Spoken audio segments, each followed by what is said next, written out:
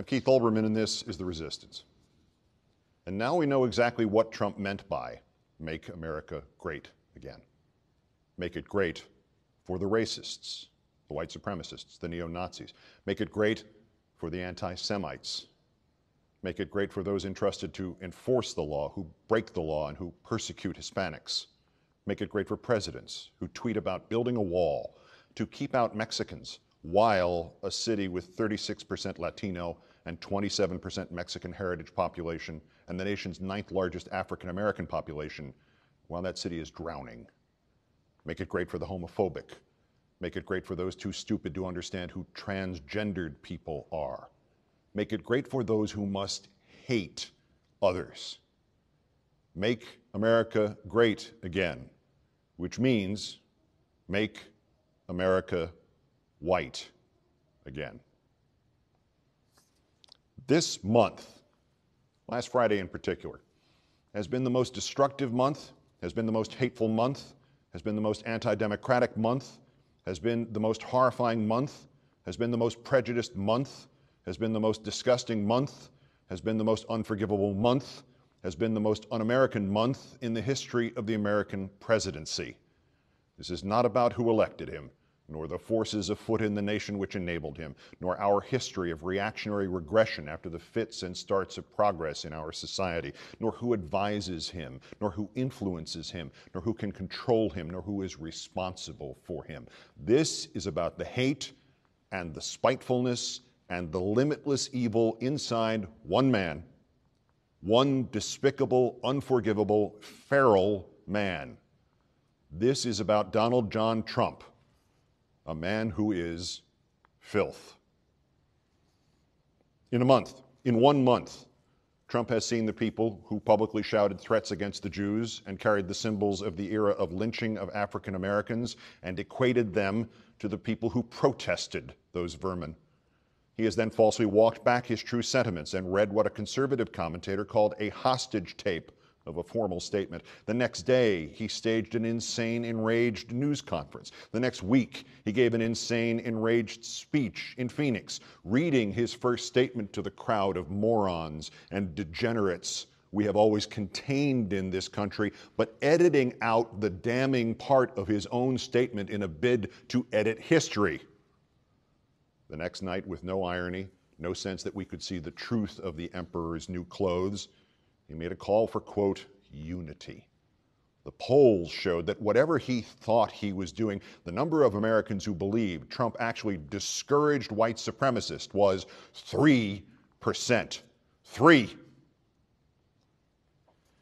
And by last Friday, it had become clear as to what the word unity means in the diseased mind of this hateful sadist Trump.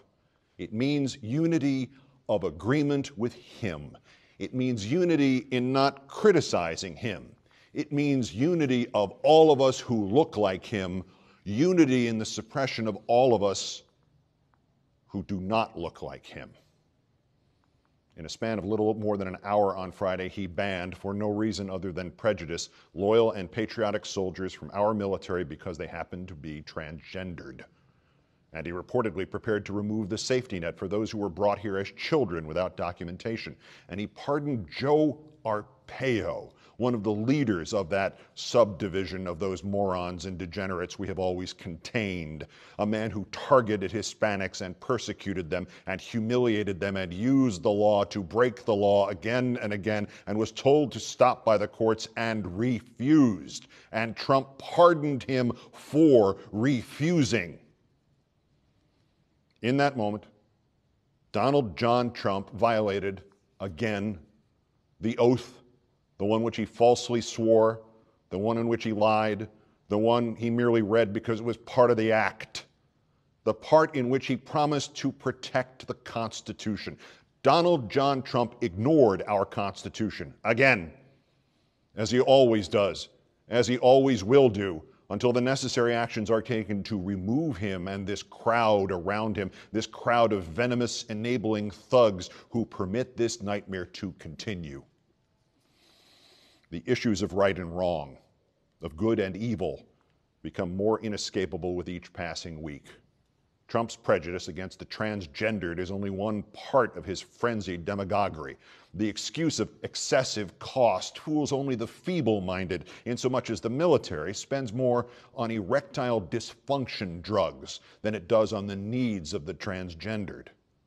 Trump's prejudice against Hispanics is only one other part of his frenzied demagoguery. As the picture of the horrors in Houston became clear on Sunday morning, he tweeted 10 times, 6 times congratulating the hurricane response by the government, by which he means the response by him, once about his margin of victory last year in Missouri, once actually peddling a book by Sheriff David Clark, the Arpaio of Milwaukee, once about NAFTA, and once about the evils of Mexico and his psychotic obsession with a wall designed to keep out people who look like those who are drowning in Texas. Early in this month, he had redirected funds from flood coverage to this obsession with building his damned wall. He threatened to shut down the government to build that damned wall. He threatened to end DACA to punish Hispanics because every demagogue has to have a flock of human sheep who join him in rapturously hating one minority group. Trump's prejudice against Jews is only one more part of his frenzied demagoguery. Last week, Trump retweeted an eclipse meme created by a man who 3 days earlier had tweeted, quote, "We have enough Jews where I live."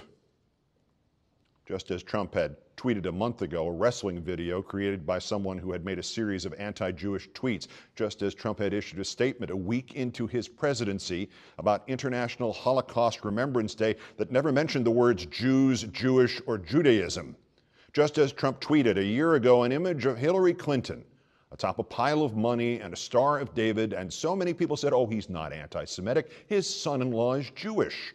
And then after Charlottesville, he defended the Nazis wearing swastikas who shouted, quote, "Jews will not replace us."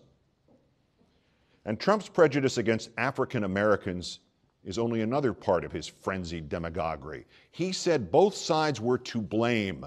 The domestic terrorists brandishing, burning torches and praising the Ku Klux Klan and their victims. But Republicans, we will ignore these terrifying hatreds, this manifold malfeasance in response to Hurricane Harvey, this Pandora's box of Trump's unforgivable crimes just for the moment, and we will ask you only about the pardon of Joe Arpaio just for the moment. Republicans, your, quote, president, unquote, pardoned a man convicted of violating the orders of a federal court. Your, quote, president, unquote, sided with the rule of one man over the rule of law. Your, quote, president, unquote, defended dictatorship over democracy. You, Republicans, are now either for democracy or you are for Donald Trump. You cannot be for both.